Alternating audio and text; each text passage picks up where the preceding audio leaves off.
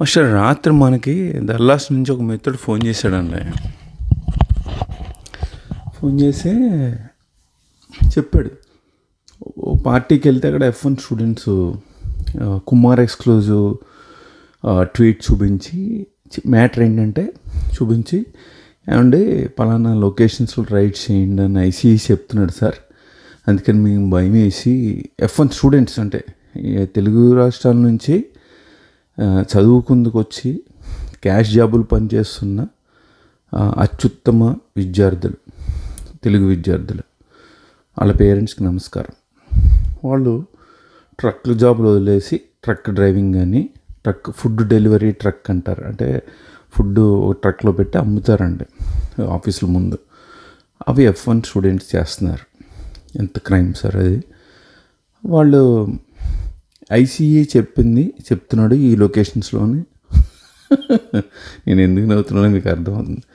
So భయపడిపోయి పారిపోయారంట వాళ్ళంతా. ఆ పారిపోయిన వాళ్ళు ఒక వ్యక్తికి కనిపించి నా ట్వీట్స్ చూపించి షేర్ చేశారు. ఆ వ్యక్తి నాకు చెప్పాడు, మీకు చెప్తున్నాను.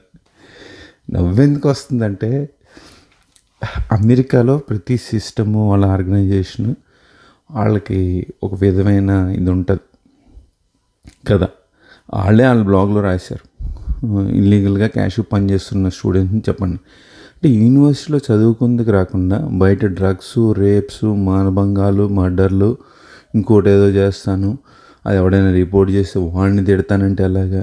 నువ్వు వచ్చింది కాలేజీకి వెళ్ళడానికి, అది తప్ప అన్నీ చేస్తున్నావు అనే కదా.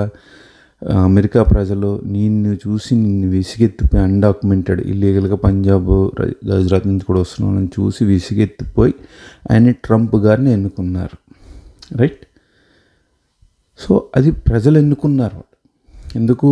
ఇక్కడ భారతీయులు అకృత్యాలు చేస్తున్నారు, వేరే దేశాల వాళ్ళు కూడా అని విసిగెత్తిపోయి ట్రంప్ని ఎన్నుకుంటే, ప్రెసిడెంట్ ట్రంప్ అడ్మినిస్ట్రేషన్ ఐసీఈకి గ్రీన్ లైట్ ఇచ్చేసింది, గో హెడ్ అని.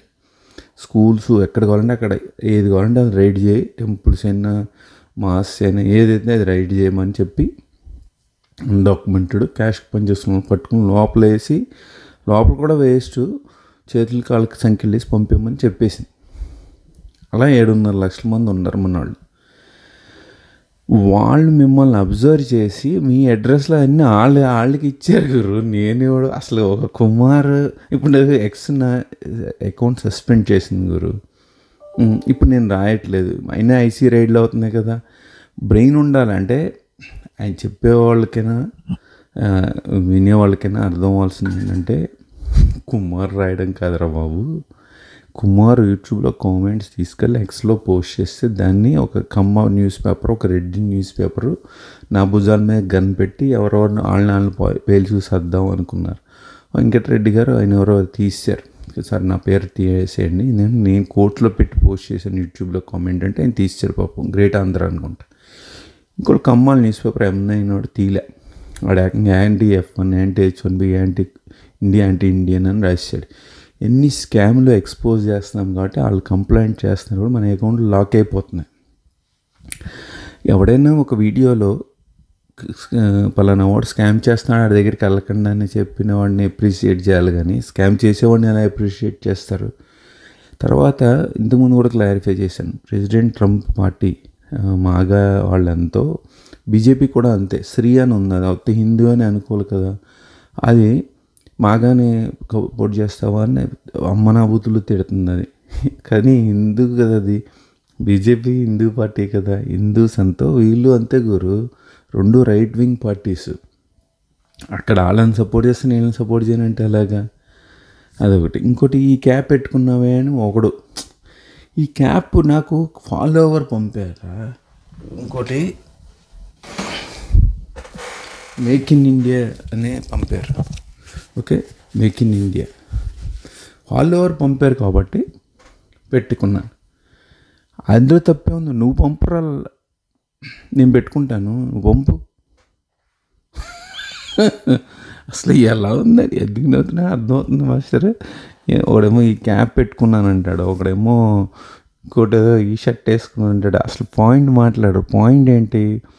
చదువుకుందుకు వచ్చిన విద్యార్థులు చదువుకోవడం తప్ప అన్ని పనులు చేస్తున్నారు. డ్రగ్స్ అమ్మడం, ఇంకా నాన్న అమ్మాయిలను పటాయించడం, తర్వాత ఏం చేయట్లేదని అడగండి, అది చేస్తున్నారు సార్.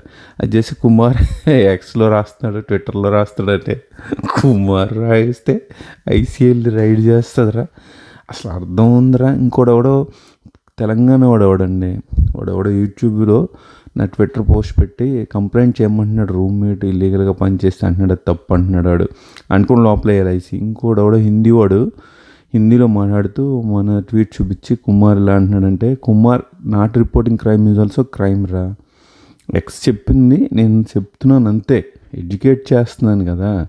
ఇప్పుడు ఒక ఎన్డీటీవీ న్యూస్ ఉంది, వాళ్ళు న్యూస్ ఇదే చూపిస్తారు, నువ్వు ఎన్డీటీవీని యాంటీ ఇండియా అంటావరా? Exposing fraud is not hate, exposing fraud is not anti India. అలా అయితే ఇండియన్ న్యూస్ పేపర్లన్నీ మూతపడిపోయి కదా మీరు చేసే ఆర్గ్యుమెంట్కి. సో ఈ హిందీ వాడు కూడా అది తప్పు కదా అంటున్నాడు. అంటే అమెరికాలో ఉంటూ తోటి భారతీయులు క్రైమ్ చేసినా పర్వాలేదు, మనం సపోర్ట్ చేయాలనే ఆస్పెక్ట్లో ఇక్కడ ఇండియన్ యూట్యూబర్స్ ఉన్నారండి. సో ఇప్పుడు మీకు అర్థం అవ్వాలి, అమెరికాకి ఓన్లీ తెలివైన వాళ్ళు వస్తారు, అమెరికా అంటే పెద్దది. ఇందాక కూడా ఎవరితో మాట్లాడాను, పెద్ద జాబ్ అంటే పెద్ద జాబ్ చిన్న జాబ్ ఏమైనా ఉండదు, సీఈఓని కూడా లేపేస్తారు ఇక్కడ. పెద్ద జాబ్ చిన్న జాబ్ ఏంటి? అలా మన వాళ్ళు ఎదవ హైప్లు ఎక్కడ లేని ఇవి చెప్తారు, పెద్ద జాబ్ పెద్ద డైరెక్టర్ చిన్న డైరెక్టర్ అని ఉండదు. కంపెనీ గుడిసిపోతే అందరినీ లేపేస్తారు, పెద్ద చిన్న ఏమి ఉండదు, అందరూ కూలోళ్ళు. నేపాల్ నుంచి కూలి పనికి ఇండియాకి ఎలా వస్తారో, ఇండియా నుంచి కూలి పని చేయడానికి అమెరికాకి అలా వస్తారు. కాకపోతే డాలర్ కోసం వస్తారు. ఇక్కడ 87 86 రూపీస్ కాబట్టి ఆ ట్రాన్సాక్షన్, ఆ వాల్యూతో మనం ఎక్కడ లేని నగరాలు దొబ్బుతాం. అర్థమైందండి? ఇక్కడ భారతీయ తెలుగు విద్యార్థులు ఎవరు చదువుకుందుకైతే అమెరికాకి రావట్లేదండి. అది సారాంశం. ధన్యవాదాలు మాస్టర్. మళ్ళీ కలుద్దాం నెక్స్ట్ వీడియోలో.